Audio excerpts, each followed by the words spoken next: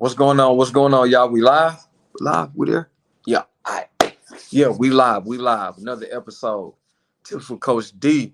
All right. Giving these middle school and high school basketball players that competitive edge to help them get to the next level. All right. So the topic for today, all right, is a great one. Again, all the topics that we've been doing on these last installments have been those small things, those game within the game details to help our basketball players be more valuable to their team and make them have better performance on the court, right? So today, what we're going to talk about is, as an athlete, it's so important that I maintain my emotions on the court. All right, maintain your emotions on the court. Like, what you mean by that, Coach D? Well, I'm not saying that you don't get excited when you make a good play. Like, yeah, when you hit a big shot, you make a good pass, you get one of those authoritative rebounds. Like, yeah, show some emotion. When you get that defensive stop, show some emotion. When your teammate makes a play, show some emotion. But I'm talking about maintaining your emotion when you don't make the shot. When the teammate doesn't make that extra pass to you when you're open. When the coach subs you out of the game. When you're not getting the playing time that you think you should get, right? Manage your emotions. When that call goes against you, right? Where the ref uh just don't make the call. Whether you think you got fouled and they didn't call it and you missed the shot, or whether you think you played solid defense and you got called for a foul. You always have to maintain your emotions within all of these situations, okay? Because you never know who's in the stands. You never know who's watching these games, right? I remember this past season, we are playing a highly ranked team.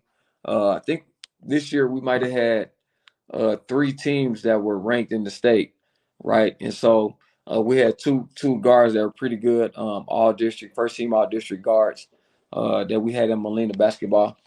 And so the game started out with one of our little guards, it wasn't going his way, shot wasn't falling. He felt like his teammates, missed him a few times, and he was frustrated, but he was like showing it with his body language, the way he was talking to his teammates. We called a timeout. And I pull him to the side, says, "Hey, look, man, not tonight. We can't do that tonight." I said, "You look over my shoulder. You see that guy right there in the green sweatpants? Okay, cool. You see that other guy over there with the clipboard? Okay, cool. News college scouts. You told me you wanted to play college ball. You want to play ball on the next level. We can't do that. Okay." And so he was able to take that deep breath, right, and calm down, and then he started having a little bit more success on the court, right. And so maintaining your emotions as a player, like when I played, I was a fiery competitor. I would get after my teammates, but I learned that each teammate has a way that you can talk to them to get them to respond. So you do have some teammates to where you can really get after them pretty good and they respond. But then there's some teammates that you got to pull to the side, right? And as a player, you got to be able to understand your emotions, how your voice tone, how your facial expressions, like how all of that looks to the person you're talking to, and then how that affects their performance going forward. Because for you, you just feel how you feel, and you got to get that out, right? And it might be good for you as a player, but then for your teammate, you might have ruined the rest of their game, right? And so, we got to be able to maintain your emotions, right? If you're overly emotional on a bad call from the ref, right? Referees are people too, right? And so, the ref might not blow the whistle for the next one because they're people too. They got emotions too.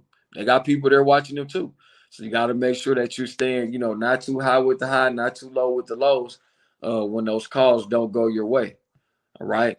Same thing for us coaches, right? We got to make sure that we're maintaining our emotions with our players and with the referees and how the whole game flow goes too, right? Because we see our players every day, especially speaking from the middle school and high school level, right? Our players they make silly mistakes, like it happens.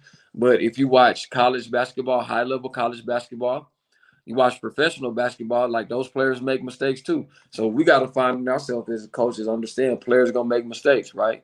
Now, do you want that same player making that same mistake over and over and over again?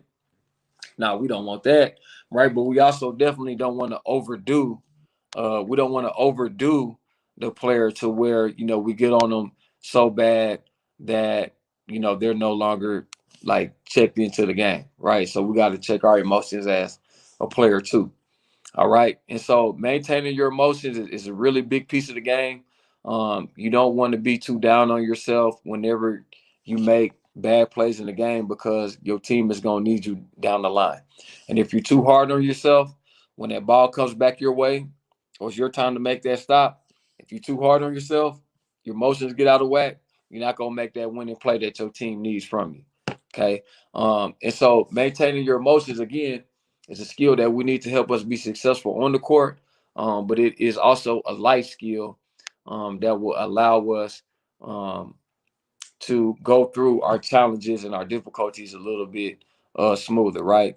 I was listening to one of my Dr. Eric Thomas podcast this morning, and he said something that I hadn't quite heard in this way, and he said, "Geez, I can't." He says, "Adversity." Right? Adversity is for sure gonna happen. It ain't no if adversity hits, it ain't no it might not. Adversity is always gonna hit. There's always gonna be some challenge that you gotta go through. And if we're overly emotional, then we're not gonna be able to be logical about the fix or the solution. So just like we gotta maintain our emotions on the court, we also have to maintain our emotions in our everyday life. All right. So that's our episode. That's our tips with Coach D. Hope everybody's having a great start to the week, had a great finish to the week, a great year, a great month, whatever the case may be. And we'll catch y'all with the next episode.